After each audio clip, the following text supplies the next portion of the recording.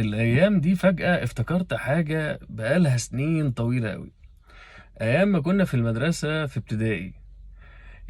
أفتكر في أول ابتدائي سنة أولى يعني ديت كان بيبقى أول حصة المس المسؤول عنها لازم تاخد الغياب، فيحصل إن هي تبتدي تنده 40 اسم ل 40 طالب وطالبة موجودين في الكلاس اللي احنا فيه، وكل واحد يقول أنا لغاية ما بتيجي عند اسم معين، وبعد كده نقول ده لا ده غايب يا مس، ده غايب يا مس.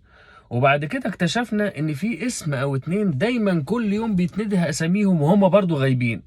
وفضل الموضوع ده مستمر تقريبا لغاية بعد اجازة نص السنة. ونقول خلاص ده غايب، ده مش موجود عندنا او دي مش موجودة عندنا. وبيكتشفوا بعد كده الشخص اللي بيندهوه ده دايما وبيندهوا اسمه، ده شخص اتقيد في المدرسة عندنا، وبعد كده لسبب ما كان متقيد في مدرسة تانية فمبقاش يجي عندنا، لكن للأسف لسه موجود اسمه وبيتاخد غياب. معرفش ليه الشخص اللي كان متقيد عندنا في المدرسة ده وبيتاخد غياب فكرني بالناس اللي عايشين معانا دلوقتي. في ناس متقيدين في حياتنا ان هم موجودين، انما متاخدين غياب، مش موجودين. عايز تعرف زي مين؟ اقول لك يا سيدي، افتح الموبايل بتاعك وافتح الموبايل بتاعك، شوف عندك في الكونتاكت بيرسون بتاعتك كام بني ادم، كام انسان. هتلاقي ممكن 700 900 1000 1300 200 يا سيدي.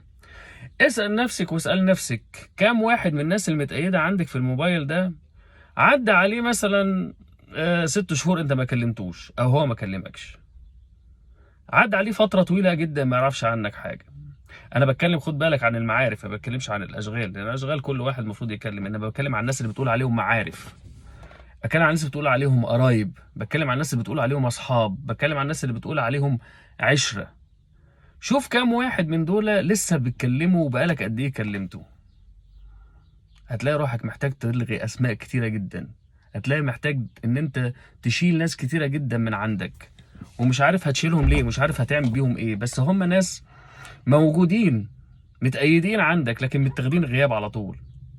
ما ينفعش يبقوا موجودين في حياتك ان هم ليهم لازمه او ليهم مكانه او ليهم حاجه، ولو دلت ارقامهم هتدلت ارقامهم مش هتحس بحاجه.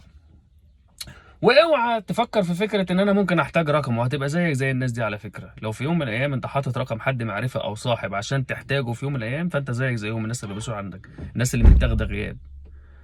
فيا ترى كام واحد عندك لسه متأيد ومتاخد غياب، لسه مش موجود، لسه كيان مجرد حاجة كده، اسم في ضمن الأسامي بتاعت التليفونات؟ معرفش.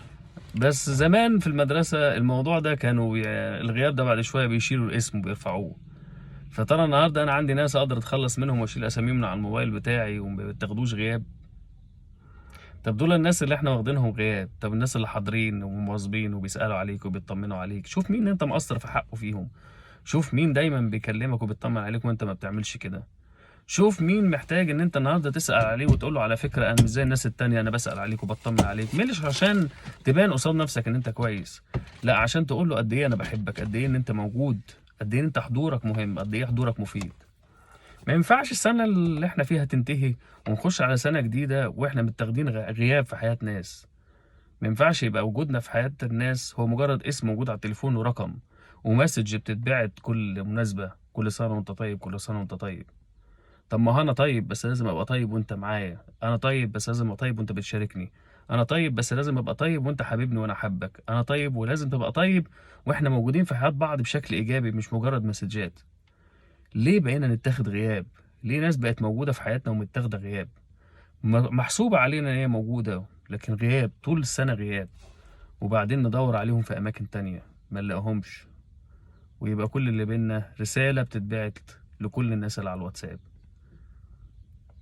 دور في الموبايل، اللي بقاله كتير ما كلمكش حاول تكلمه، واللي متأكد انه مش هيكلمك ارجوك شيل رقمه لانه متاخد غياب، واوعى يكون متاخد غياب في حياة ناس تانية.